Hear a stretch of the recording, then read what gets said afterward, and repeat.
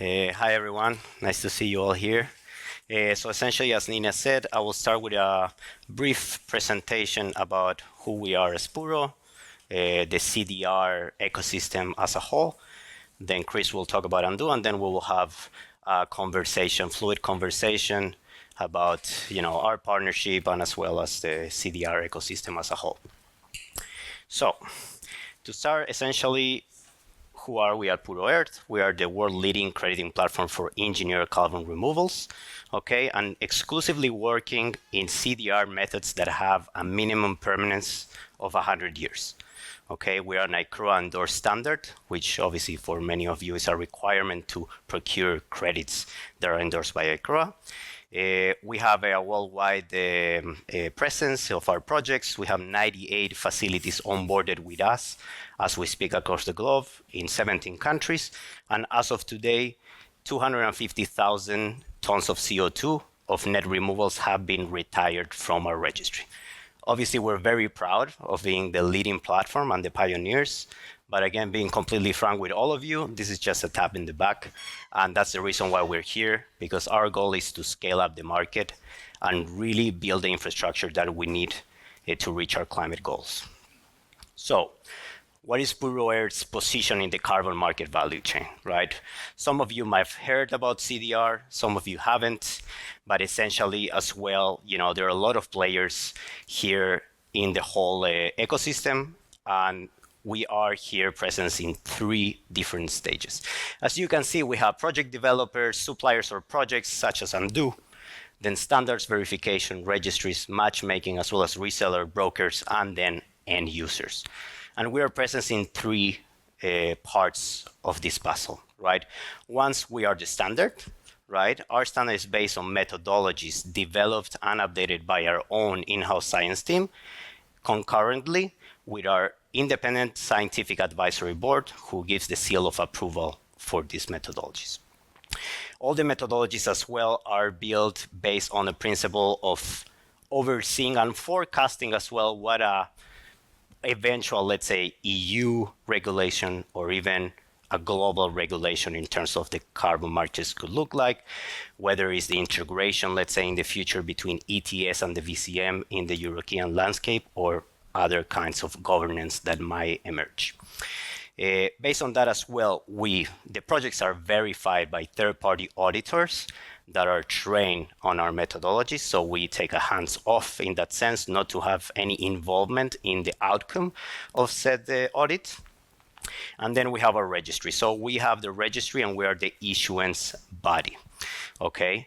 This is also very important to mention, that the issuance then it happens based on measurements, right? So we put our focus always in having a tangible, real product and a tangible and strong MRV in place. So we focus really on integrity, right? A strong MRV system, co-benefits, as well as, more importantly, transparency for every stakeholder. Sorry, there's an issue. Sorry. It went a bit fast. Okay, here we are. So, what is CDR? Many of you might know, some don't know. Can we have a count of hands, maybe, who knows what carbon removals are? Okay, happy to see that. And who knows what durable carbon removals are, or engineered? Okay, great. As well, sizable share of the crowd. But anyways, let me tell you regardless. So there are different kind of credits, right? We have avoidance credits, reduction credits, and we have removal credits, right? So what's CDR? In general, bluntly speaking, is removal carbon from the atmosphere and putting emphasis on durable storage, all right? And this is also emphasized in the IPCC definition of carbon removal methods. Okay, why do I say also about durability and permanence? Because as you have different kind of credits, you also have different kinds of carbon removal credits. And that's why I make an emphasis at the beginning that we focus exclusively on durable/engineered carbon removal methodologies. Okay, this is what we have here. At the end of the day, we have 5 methodologies that we have developed and our standard is based on. One of them is enhanced rock weathering, which is what Undo does. But you can see the emphasis on permanence, right? At the end of the day, we have a threshold of 100 years, and then we have methodologies that the carbon stays stable and with the minimum possible risk of re-emission for even millennia, okay? Because what happens, at the end of the day, we can take climate action, but the carbon that is already in the atmosphere is already proved by the scientists that will stay there for many decades or even centuries.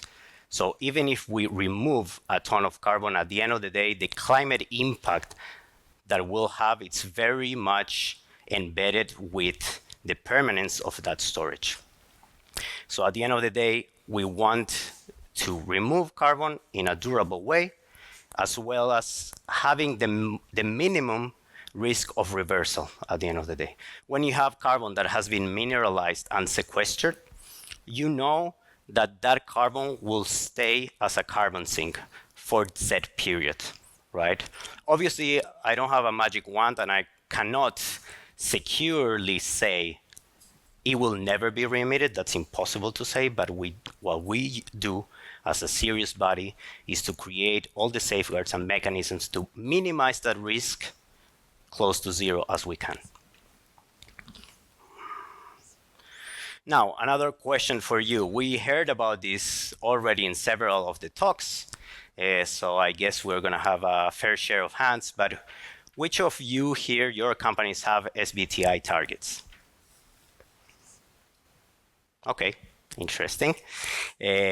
So essentially, many companies at the moment, especially in Europe, have SBTi, net zero targets, reduction, et cetera, right? We have almost 6,000 companies that have committed our signatories of SBTi, but only 32 companies are investing in carbon removals or have any sort of engagement with the carbon removal ecosystem.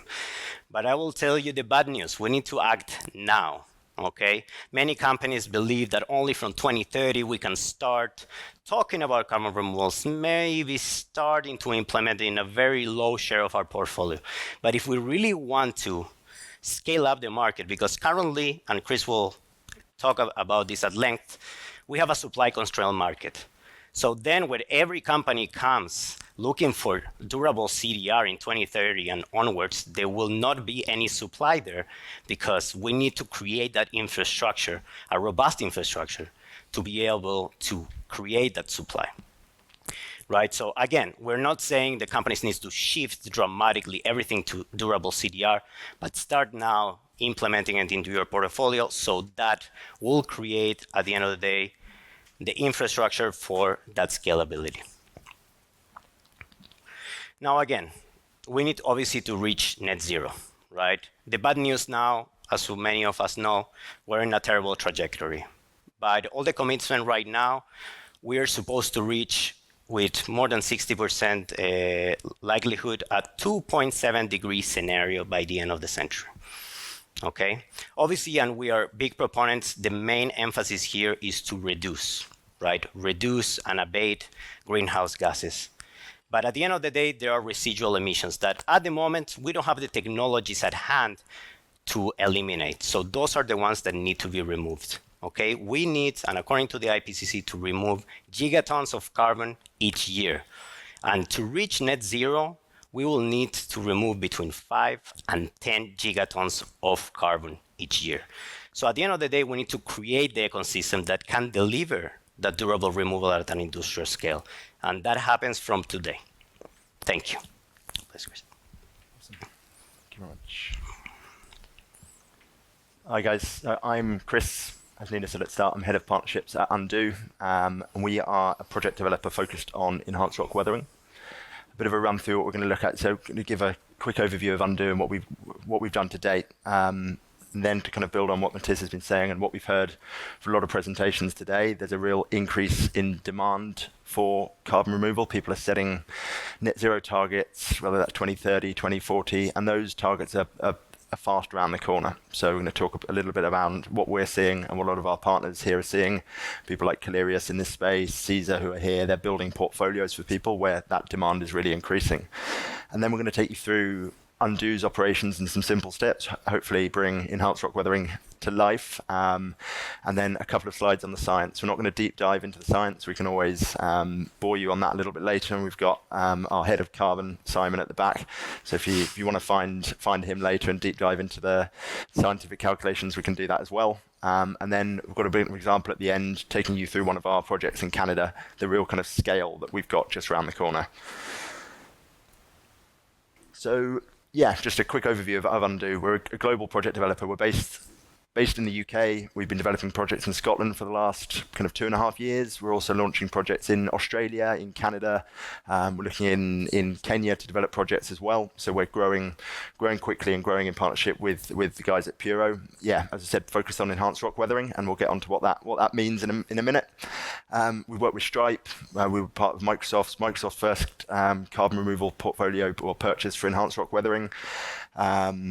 And yeah, we're really focused on gigaton scale. So whilst working with Microsoft and Stripe is great, we're not going to get to gigaton scale with Microsoft and Stripe. And we know that as a company. So it's amazing to kind of see the people who are in this room, whether it's the guys at Deutsche Bahn, IKEA, Bosch.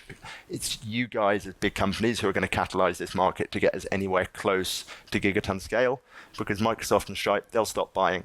And we need to be removing the kind of the 10 gigatons a year that we need to get to by 2050, but the building blocks to get there, it's the guys that are in this room that are going to start catalyzing that market. So it's cool to see.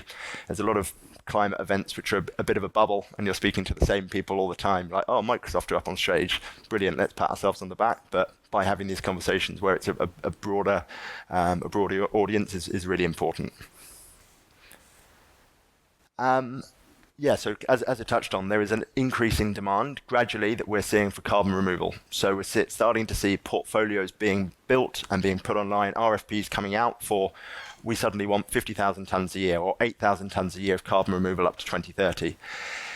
If you get a bunch of those coming through, suddenly in 6 months, you're asking the carbon removal community, all the projects, to 10x everything they've done to date.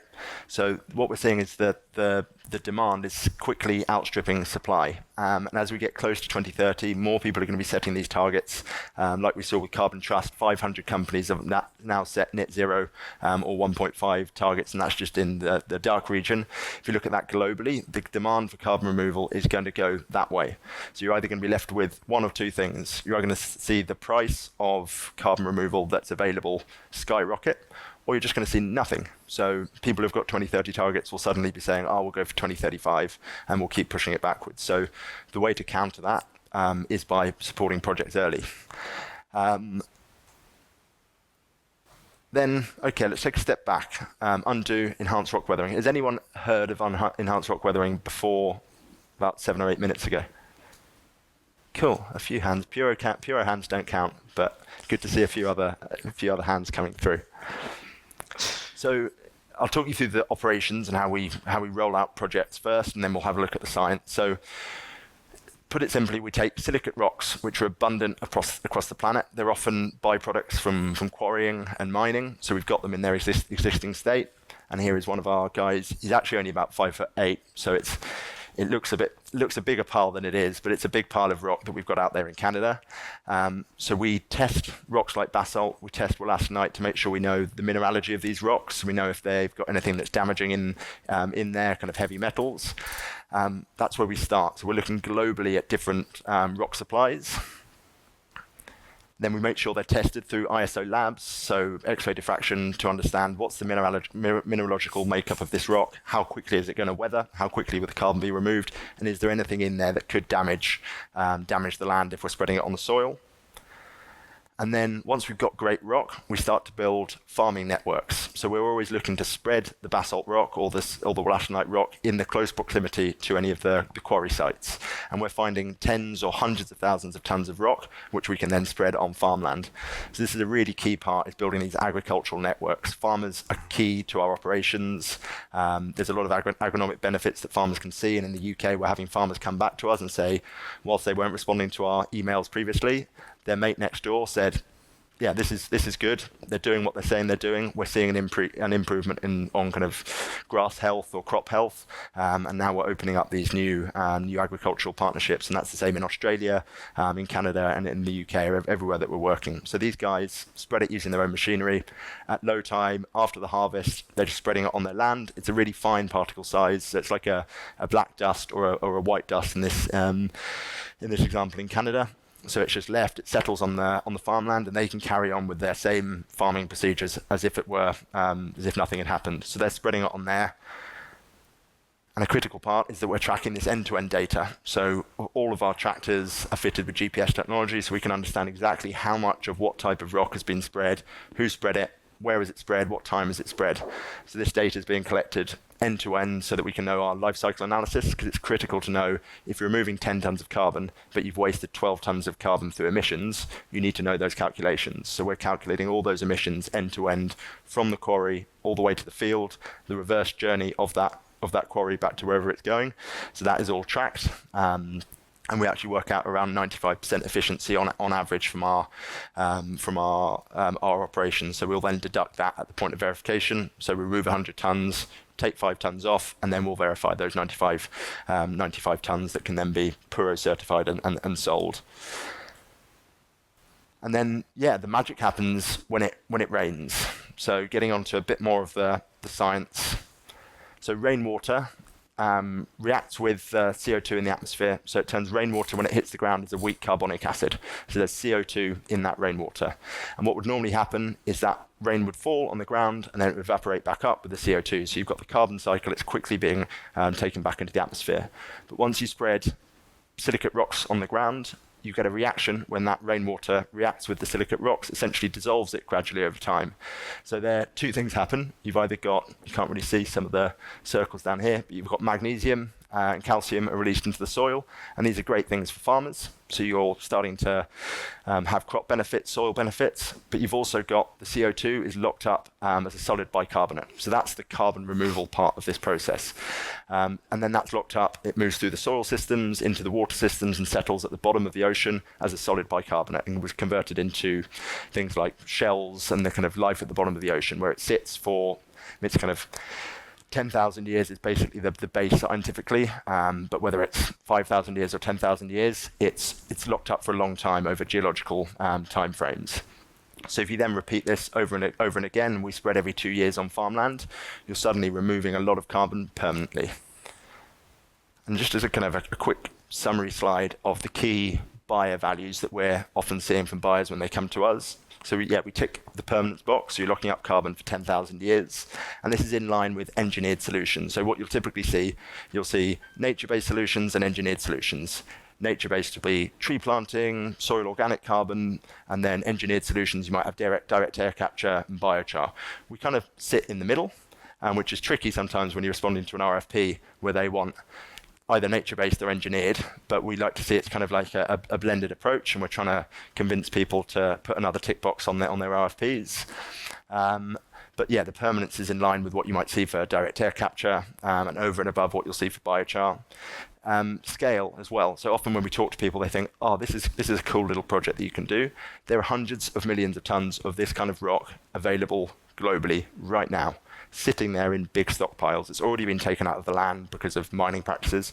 So it's all there ready. We need to test it to make sure that it hasn't got those trace elements in there, but we've got the processes built up to scale. So in terms of megaton and then gigaton pathways to carbon removal, it's there and ready to go, and it's super efficient. So we're not building anything else. The rock, as I said, the rock is there. Haulage machinery is there. The trucks are there. The farmers use their own spreading machinery, so we're not building anything else. So we can ramp up super quickly. There's great co-benefits. So we're doing agronomic trials in the UK, in Canada, in Australia, just to kind of get that underlying evidence that what we're spreading on the land is not only neutral, but is actually helping create kind of positive crop health. And that's super important to do that in each area, because I tell you, Australians don't really care about what the British say, and neither do the Americans. It's kind of a bit of a trend. So we'll make sure we'll do research in every area. And then, finally, it's verifiable. And that's been a kind of a key part of this journey, especially as we look to move away from the Stripes, the Microsofts of the world who have got their scientific team.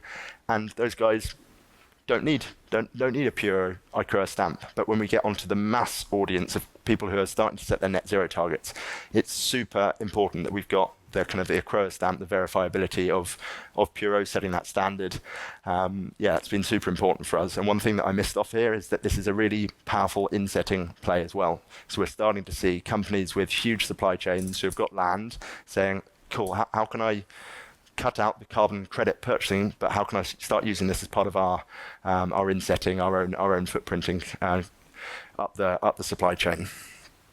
And then bit of a snapshot of, this is the final slide I promise, of the scale that we're getting to. This is Undo in Canada. So this is a new project that we're setting up in Canada using wollastonite, which is a super fast weathering rock. It's strange, we geek out on rock, so we'll get a rock sample from one side of the planet and be like, it's amazing, fast weathering rock, buy it all, lock it all up. So this is great rock that we've got out there in Canada.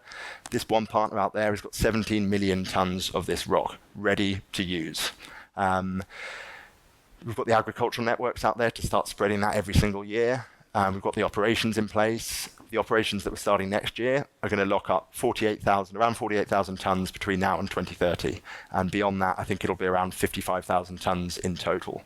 But the full potential of this guy, if we said, look, we've got buyers for this, we've got people who want to lock up carbon, just from this one supplier, is around 380,000 corks that would be delivered, so 380,000 tons of Puro verified carbon that would deliver by 2030.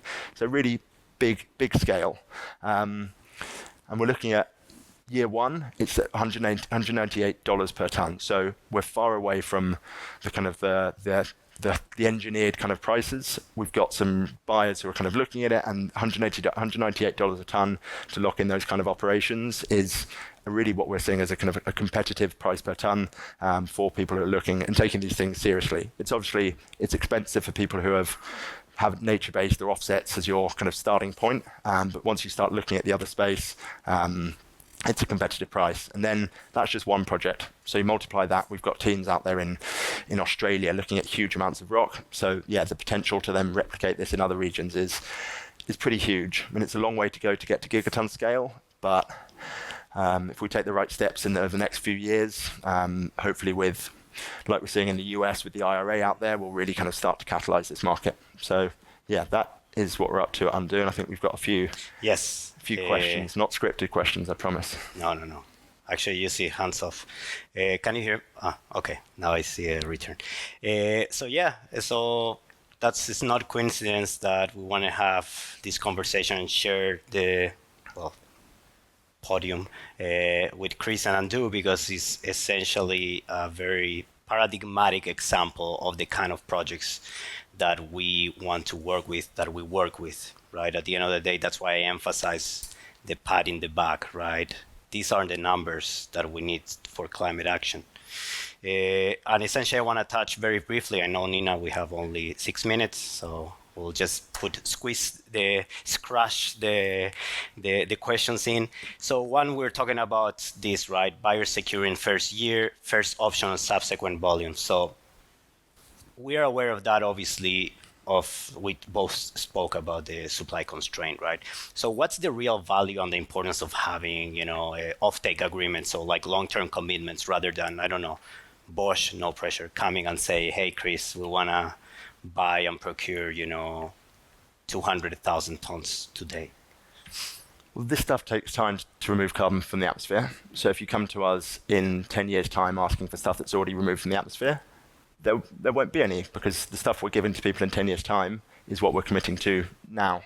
So if you want to avoid being left with nothing at 2030 or nothing at 2035 or whenever it is, or paying exorbitant prices for people who have kind of held on to their carbon, those kind of project developers, that's what you'll be faced with. So yeah, we've got opportunities to lock in probably better pricing than that in the future, where we've got these long-term offtake agreements, huge volumes. So yeah, I would say lock it in now, or there won't be any left. Yeah, I also want to emphasize on something that you mentioned, right? Obviously, as well, we're very proud that you guys and other of our onboarded suppliers have been able to lock, big procurements from Strive, Microsoft, and the other, as we call it, quote unquote, buyer clubs, the trailblazers in the industry, right? That not only want to neutralize their emissions, but it's kind of beyond kind of their mission, right? Or they're even already climate or carbon neutral. But yeah, at the end of the day, the importance of the offtakes is that, right? To build these partnerships long term and to allow really companies like Undo and others to be able to diversify and not, there is a procurement round from Stripe and everyone's just waiting for Stripe to procure credits. That's not the idea. We want to build this robustly. So yeah, if I add as well, obviously certification journey we went through with you, we are still in the process, but why did you guys say, okay, let's work with Puro and not do it independently or work with other bodies? So I think we've always worked backwards from that gigaton target, and any conversation or planning we have internally, it's like, is that a stepping stone? It doesn't have to be gigaton by 2030, but is this decision putting us on a pathway to gigaton scale? And every buyer we spoke to, your big supermarket chains, kind of big industrial buyers, their first tick box is ICROA when you do procurement. And if you're not ICROA backed, then it's like, see you later. If you're more expensive than MBS and you're not ICROA backed, it's like, don't even bother emailing. So knowing that you guys have been on this ICROA pathway, it's a real no-brainer for us to be part of something that raises the standard in terms of that first methodology for enhanced rock weathering, but puts the seal of approval. That means when we speak to these buyers, everyone can buy what we're doing, everyone can fund it, everyone can put in place offtake agreements. Right. Yeah, that's good, and obviously that was one of the main reasons I also emphasized at the beginning, right? Being ICROA endorsed was a very strategic decision from our side, so obviously it's important to make people aware of the existence of that endorsement and that backing, and also in this sense. On a big way, right? Like, because everything is super dynamic, and at the end of the day, we are kind of working as we go, right? It's such a novel technology, or well, climate action in general is such a novel thing, right? We learn from our mistakes. We're being around for maybe 20 years, right? That's considered like kind of first adapters. But what were, like, let's say, like the main pain points that you guys faced or are facing still, kind of in your journey? Yeah, so when we started looking at enhanced rock weathering kind of 3.5 years ago, it was something that was very, very lab-based. Scientists knew it happened, knew it worked. It was very tough to quantify in the field. And as we know from any carbon removal technology, you can't just rely upon models that are quantified in labs. You've got to be able to go and test this in real-world situations. That's been the biggest challenge that we're now overcoming with the help of Puro and a lot of the kind of scientific space, is how to then quantify this in the field. We're super excited for next year. We'll be having our first verification milestones that we're working towards to get the first credits. So we'll have gone in 3.5 years from something that's very lab-based to something that's now being used for genuine carbon removal targets. That's good. And also, I think what we learned from you guys, the experience, right, and something we see day to day, it's kind of being able to really put in the balance, right, in patience with results and proper implementation, right? So you guys have been in a long journey. At the end of the day, you're looking to a lot of like a strategic overview of understanding when we will see the results of this, right? And at the end of the day, also as a standard is something that many times we get the backlash from some suppliers or from people, other partners that would like to work with Puro, say, guys, you're like too inflexible in certain ways. But that's the strategic decision of that integrity that I spoke about at the beginning. We need to be as stringent as possible and create the most encompassing MRV system as we can, because at the end of the day, that's what buyers are looking for and should be looking for. The real, proper, tangible, measured, traceable climate action. So yeah, obviously we will having the roundtables, so we will both be there. You can ask Chris 1,000,000 questions, me 1,000,000 questions, 500,000 each, or anything you like. So we will see you afterwards. So thank you very much for listening.